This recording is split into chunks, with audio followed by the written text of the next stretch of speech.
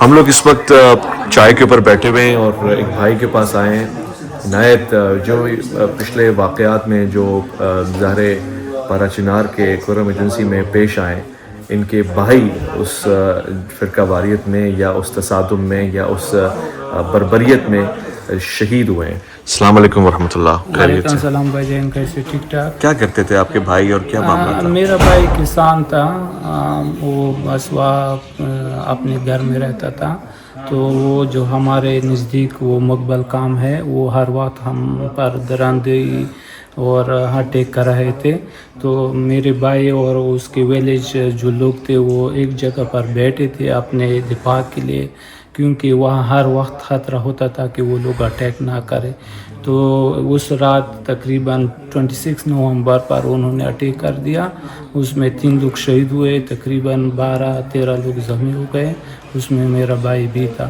تو وہ لوگ ہر وقت وہ اپنے آپ کو مظلوم ثابت کرتے ہیں، لیکن وہ ہر وقت بہت دہشت گردی کرتے، ظلم کرتے، اٹیک کرتے، وہ شیعوں کو وہ قتل کرتے۔ وہ کہتے ہیں کہ وہ کافر ہیں، وہ جو بھی ظلم ہے۔ آپ کے بھائی جو شہید ہوئے انہوں نے کوئی نقصان پہنچایا تھا، ان کو کچھ کیا تھا؟ نہیں، میرا بھائی وہ ایک کسان تھے، وہ کہاں پہ نہیں ظلم کیا تھا، نہ کہاں پہ گیا تھا، نہ کسی کو مارا تھا، بس صرف وہ اپنے دفاع کے لیے گھر کے وہ جو نزدیک علاقہ ہے اس میں بیٹھا تھا اپنے دفاع کے لیے، کیونکہ وہ لوگ ڈرتے تھے کہ ہر وقت وہ اس سے پہلے بھی کئی دفعہ انہوں نے اٹیک کیا تھا، تو ہم لوگ اپنے دفاع کے لیے بیٹھے تھے۔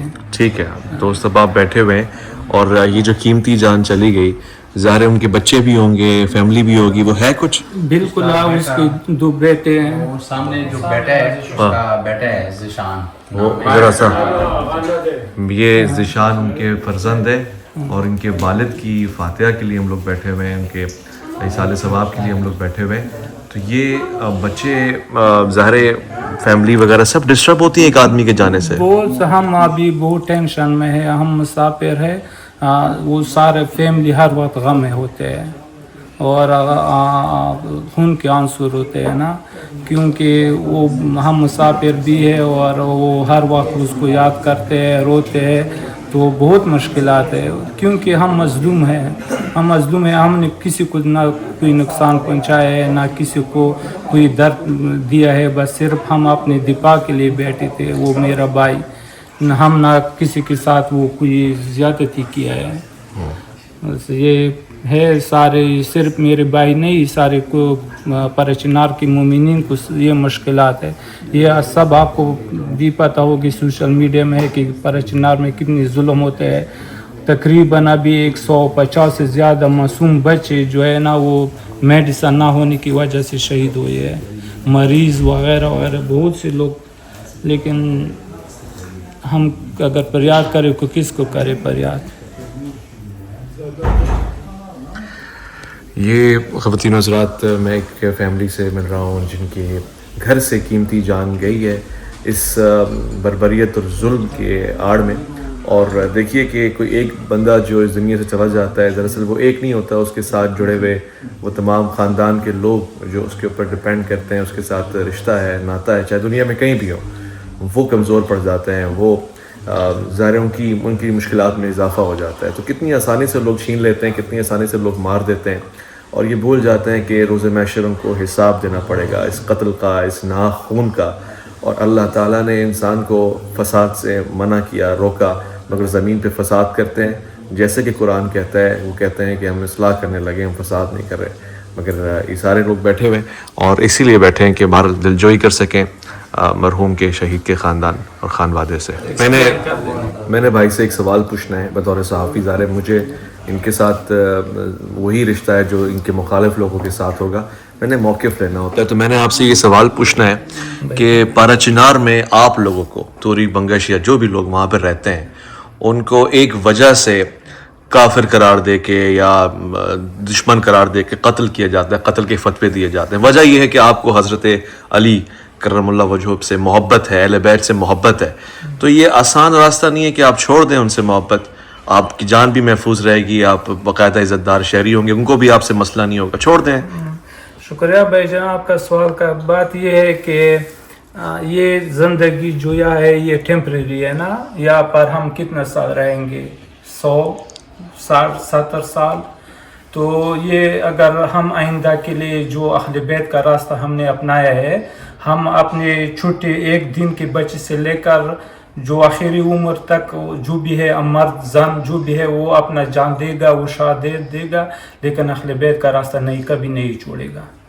یہ بالکل ماننے کی بات ہے نہیں کہ وہ اہل بیت کا راستہ چھوڑ دے. ہم سب شہادت کے لیے تیار ہے, انشاءاللہ ہم اہل بیت کا راستہ کبھی نہیں چھوڑیں گے. آپ کے گھر سے ایک بندہ گیا, شاید آپ نہیں سمجھ رہے, باقی دوست جو بیٹھے ہوئے آپ سے بھی یہ سوال ہے. یہ جذباتی ہو رہے ہیں مگر کہ آپ کا اس کے علاوہ کوئی موقف ہو تو آپ بتا دیں کہ اس راستے کو چھوڑ کے آپ اپنی جان کو بچا سکتے ہیں. اس سے اچھا کیا ہو سکتا ہے؟ اس کے علاوہ میرے خیال ہے کہ آپ کا ماڈریٹ موقف ہو سکتا ہے کسی دوست کا. سب کا یہی موقف ہے, سب کا یہی موقف ہے. جان چلی جائے مگر آپ یہ اہل بیت کا دامن نہیں چھوڑ سکتے. چھوڑ نہیں سکتے. یعنی اس میں ایسا کیا ہے, جان زیادہ پیاری نہیں ہے؟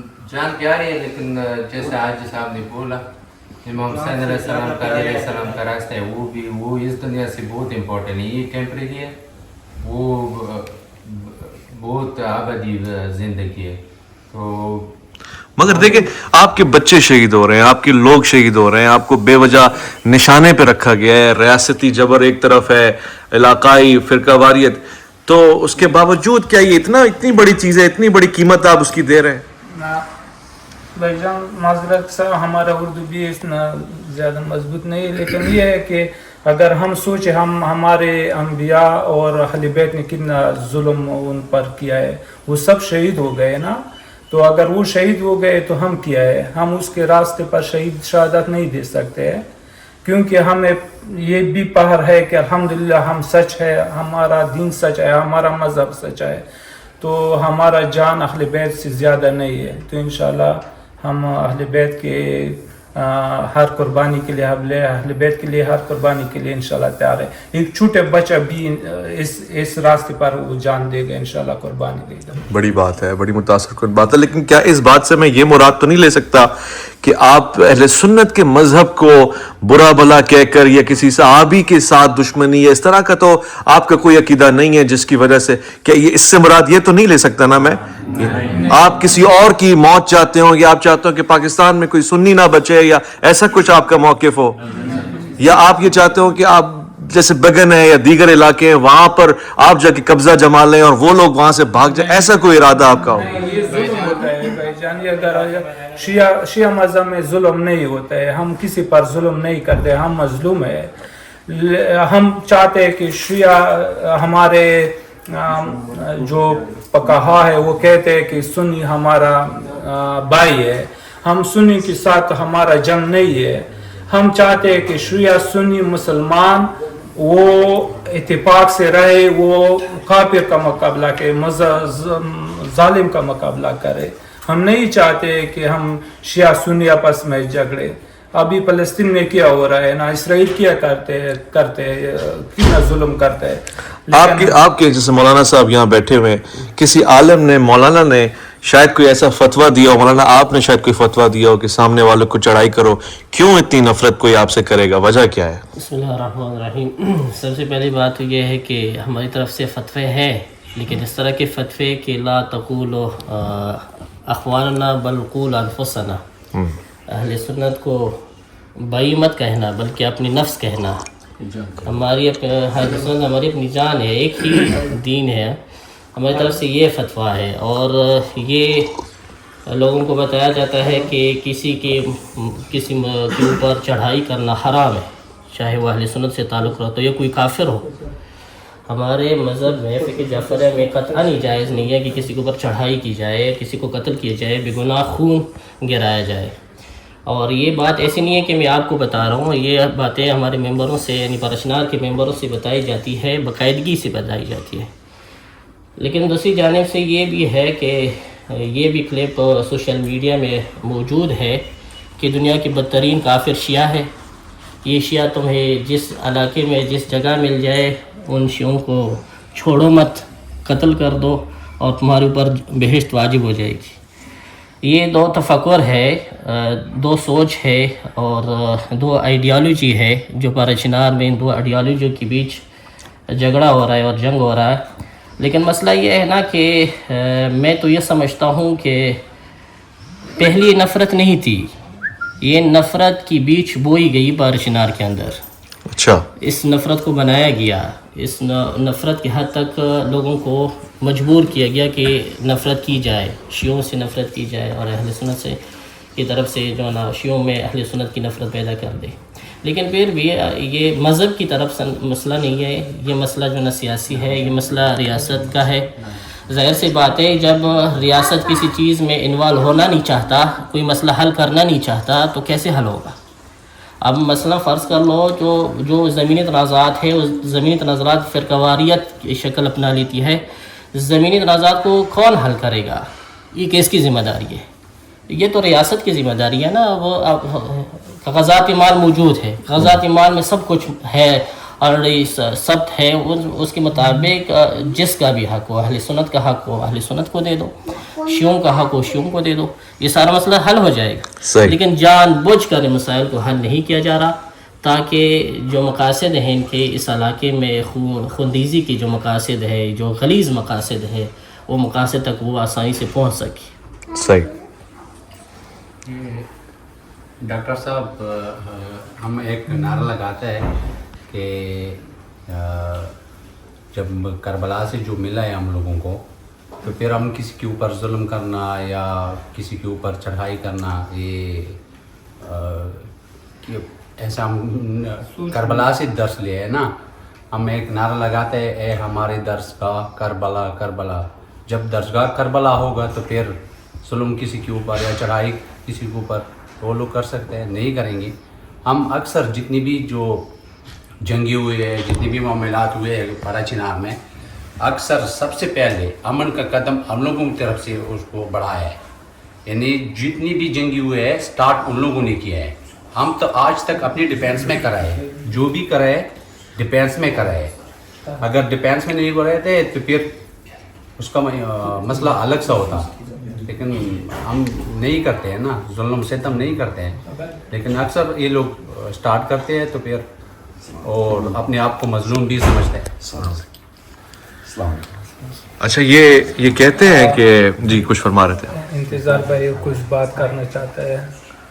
جی انتظار جی انتظار بھائی آپ کچھ فرما رہے تھے, پلیز. بسم اللہ الرحمن الرحیم. ڈاکٹر صاحب, آپ نے جو کویسچن کیا پہلے, تو اگر بات صرف شیعت چھوڑنی ہوتی تو ہم تو یہ فیصلہ کر دیتے. لیکن 1400 سال سے جس یزید کے خلاف ہم لڑ رہے ہیں, وہی یزید جو آج کے زمانے کا یزید ہے جو ہم پاکستان میں دیکھ رہے ہیں. شیعہ سنی تو دوسرے جگہوں میں بھی رہ رہے ہیں نا, لاہور میں بھی رہ رہے, اسلام آباد میں بھی رہ رہے, کراچی میں بھی رہ رہے, ایون دنیا کی ہر جگہ پہ شیعہ سنی رہ رہے. صرف پارچنار میں تو ہم نہیں رہ رہے. لیکن یہ جو ذہن سازی ہے یہ آج سے نہیں ہو رہی, یہ تقریباً 40-50 سال سے وہی بیج ہے جو ضیاء الحق نے بوئی ہے یہاں پہ. تو آج ہم بھی اس کو کاٹ رہے ہیں. تو میرا مطلب یہ تھا کہ اگر ہم ایران کو دیکھ کے, وہاں تو یہودی بھی رہتے ہیں, صرف شیعہ سنی نہیں رہتے. لیکن جتنے ہمارے فقہا ہے اس سب کے فتوے موجود ہے کہ سنی ہمارے صرف بائی نہیں بلکہ جان ہے, ہمارے دائیں بازو ہے.